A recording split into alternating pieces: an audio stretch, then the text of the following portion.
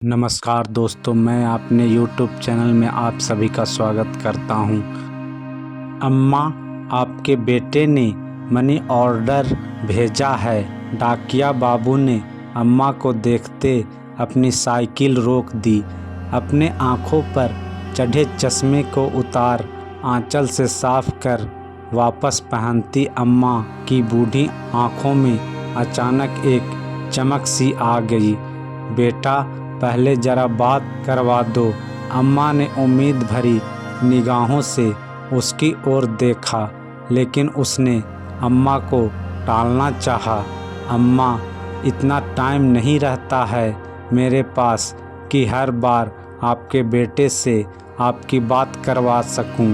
डाकिये ने अम्मा को अपनी जल्दीबाजी बताना चाहा, लेकिन अम्मा उससे चिरौरी करने लगी। बेटा, बस थोड़ी देर की ही तो बात है। अम्मा, आप मुझसे हर बार बात करवाने की जिद ना किया करो। यह कहते हुए वह डाकिया रुपये अम्मा के हाथ में रखने से पहले अपने मोबाइल पर कोई नंबर डायल करने लगा। लो अम्मा, बात कर लो, लेकिन ज़्यादा बात मत करना, पैसे कटते हैं। उसने अपना मोबाइल अम्मा के हाथ में थमा दिया।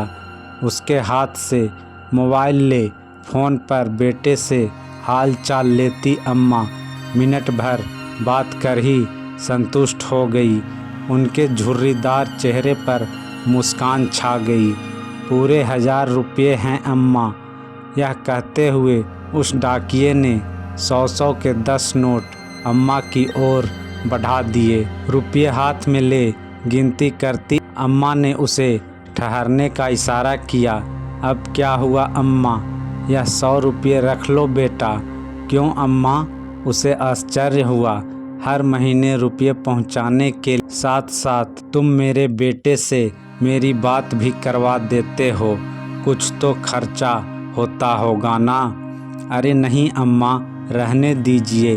वह लाख मना करता रहा, लेकिन अम्मा ने ज़बरदस्ती उसकी मुट्ठी में 100 रुपये थमा दिए और वह वहाँ से वापस जाने को मुड़ गया। अपने घर में अकेली रहने वाली अम्मा भी उसे ढेरों आशीर्वाद देती अपनी दोहरी के भीतर चली गई। वह डाकिया अभी कुछ कदम ही वहाँ से आगे बढ़ा था कि किसी ने उसके कंधे पर हाथ रखा। उसने पीछे मुड़कर देखा तो उस कस्बे में उसके जान पहचान का एक चेहरा सामने खड़ा था। मोबाइल फ़ोन की दुकान चलाने वाले राम प्रवेश को सामने पाकर वह हैरान हुआ। भाई साहब, आप यहाँ कैसे? आप तो अभी अपनी दुकान पर होते हैं ना? मैं यहाँ किसी से मिलने आया था, लेकिन मुझे आपसे कुछ पूछना है। राम प्रवेश की निगाहें उस डाकिये के चेहरे पर टिक गई। जी पूछिए भाई साहब। भाई, आप हर महीने ऐसा क्यों करते हैं? मैंने क्या किया है भाई साहब? राम प्रवेश के सवालिया निगाहों का सामना करता वह डाकिया तनिक घबरा गया। हर महीने आप इस अम्मा को भी अपनी जेब से रुपये भी देते हैं और मुझे फ़ोन पर इनसे इनका बेटा बनकर बात करने के लिए भी रुपये देते हैं। ऐसा क्यों? राम प्रवेश का सवाल सुनकर डाकिया थोड़ी देर के लिए सकपका गया, मानो अचानक उसका कोई बहुत बड़ा झूठ पकड़ा गया हो। लेकिन अगले ही पल उसने सफाई दी। मैं रुपये इन्हें नहीं, अपनी अम्मा को देता हूँ। मैं समझा नहीं। उस डाकिया की बात सुनकर राम प्रवेश हैरान हुआ, लेकिन डाकिया आगे बताने लगा। इनका बेटा कहीं बाहर कमाने गया था और हर महीने अपनी अम्मा के लिए 1000 रुपये का मनी ऑर्डर भेजता था। लेकिन एक दिन मनी ऑर्डर की जगह इनके बेटे के एक दोस्त की चिट्ठी अम्मा के नाम आई थी। उस डाकिये की बात सुनते राम प्रवेश को जिज्ञासा हुई। कैसी चिट्ठी?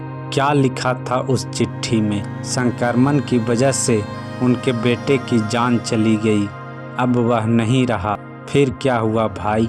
राम प्रवेश की जिज्ञासा दुगनी हो गई, लेकिन डाकिये ने अपनी बात पूरी की।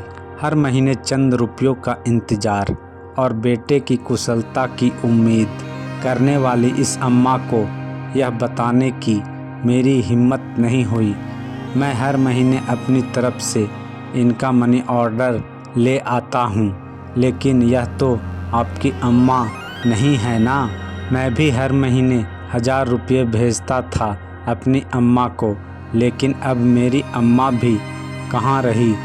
यह कहते हुए उस डाकिया की आंखें भर आई। हर महीने उससे रुपये ले अम्मा से उनका बेटा बनकर बात करने वाला राम प्रवेश उस डाकिये का एक अजनबी अम्मा के प्रति आध्यात्मिक स्नेह देख निःशब्द रह गया। दोस्तों, ऐसी और अच्छी दिल छू लेने वाली कहानियों के लिए हमारे YouTube चैनल को ज़रूर सब्सक्राइब करें।